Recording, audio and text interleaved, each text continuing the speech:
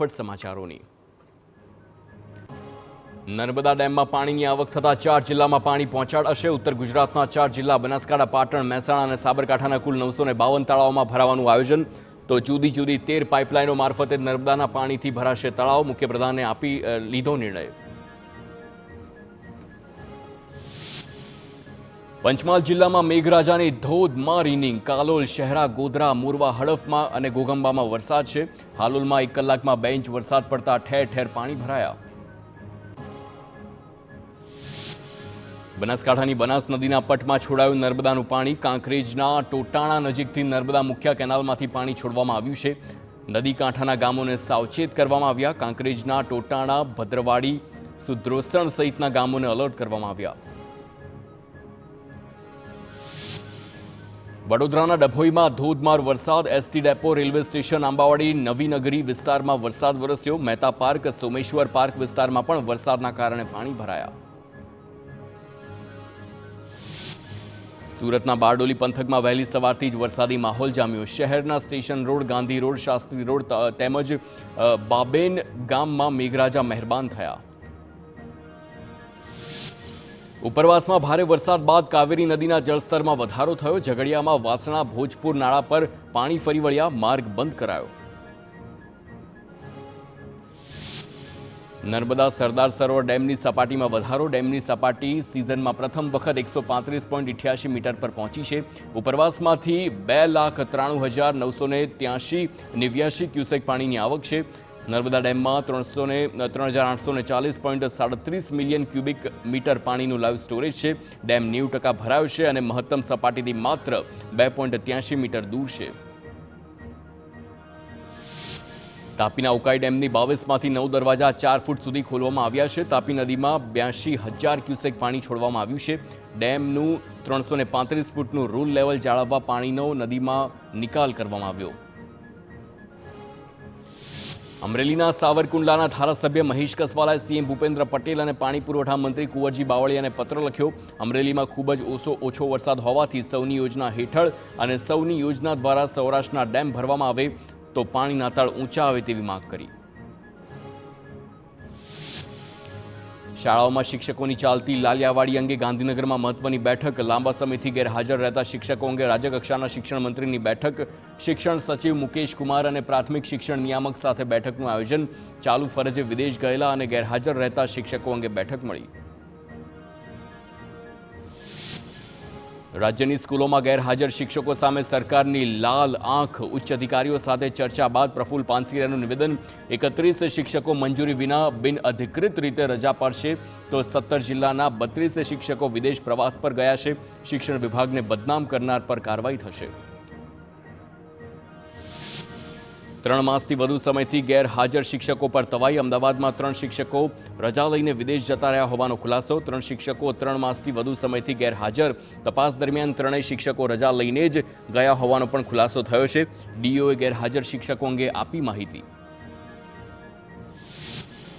શિક્ષકો વિદેશ જવા અંગે શાળા સંચાલક મંડળના પ્રમુખનું નિવેદન। એનઓસી આપતા સમયે શિક્ષકોના વિઝાનો પ્રકાર તપાસવો જોઈએ।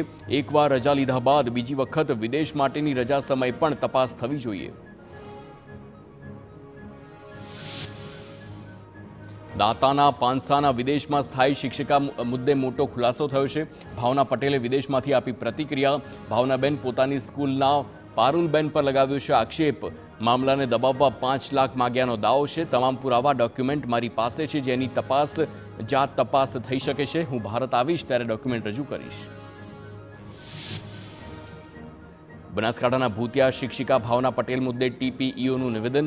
શિક્ષિકાએ વિદેશ જવાની કોઈ એનઓસી નથી લીધી, માત્ર રજા રિપોર્ટ જ આપ્યો હોવાનો ટીપીઈઓનો દાવો છે અને શિક્ષિકાના દાવાઓને પણ ફગાવ્યા છે।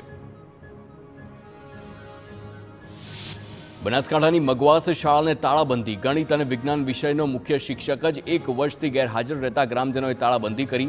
જોકે આચાર્યએ અઠવાડિયાનો સમય માંગતા ગ્રામજનોએ મુદત આપી નવા શિક્ષક લાવવાની માંગ કરી તો ટીપીઈઓએ કહ્યું કે શિક્ષકને સત્તા ઉપરથી દૂર કરવાની કાર્યવાહી શરૂ કરાઈ છે।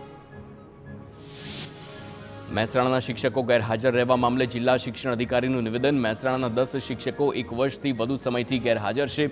10 પૈકી 5 શિક્ષકો વિદેશ જતા રહ્યા હોવાનો પણ ખુલાસો થયો. તમામ શિક્ષકોને નોટિસ આપી ખુલાસા માંગવામાં આવ્યા.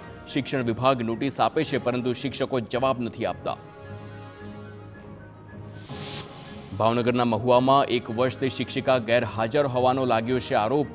ગ્રામજનોનો આરોપ છે કે પાછલા 1 વર્ષથી ગીતા ઝાલા સ્કૂલમાં નથી આવતા. લાખોનો વહીવટ કરીને ગીતાએ કોટિયા શાળામાં નિમણૂક મેળવ્યાનો આરોપ છે.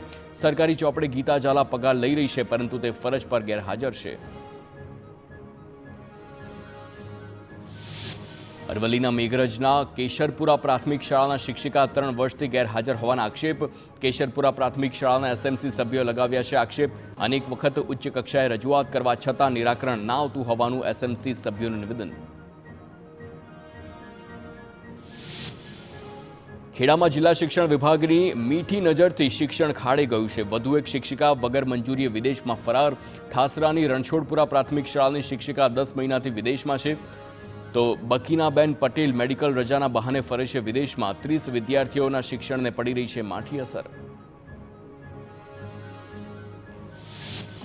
સુરેન્દ્રનગર જિલ્લામાં ભૂતિયા શિક્ષકોનો સર્વે શરૂ કરવામાં આવ્યો છે. 300 શાળાઓના સર્વેમાં 2 શિક્ષકો રજા મૂક્યા વગર અને 30 દિવસથી ગેરહાજર છે. બંને શિક્ષકો વિદેશ જતા રહ્યા હોવાની શિક્ષણ વિભાગને શંકા છે. જિલ્લા શિક્ષણ વિભાગે રાજ્ય સરકારને બંને શિક્ષકોનો રિપોર્ટ રજૂ કર્યો. રાજ્યમાં ગેરહાજર શિક્ષકો પર તવાઈ મુદ્દે કચ્છમાં પણ તપાસ. કચ્છની અલગ અલગ શાળામાં 11 શિક્ષકો લાંબા સમયથી ગેરહાજર. 4 શિક્ષકો વિદેશમાં હોવા અંગે પણ નોટિસ આપવામાં આવી. પ્રાથમિક શિક્ષણ અધિકારીએ ફટકારી છે નોટિસ.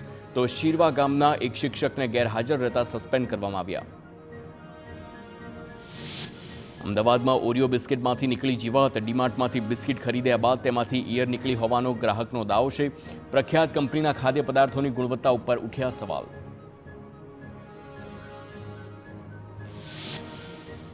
વલસાડના ઉદવાડાના દરિયાકાંઠેથી ડ્રગ્સ મળ્યું છે. 11 કિલો 800 ગ્રામ ચરસના પેકેટ બિનવારસી હાલતમાં મળી આવ્યા. જિલ્લા એસઓજી અને પારડી પોલીસે સ્થળ પર પહોંચીને તપાસ હાથ ધરી છે. પેકેટ પર ઉર્દૂ ભાષામાં લખાણ જોવા મળ્યું.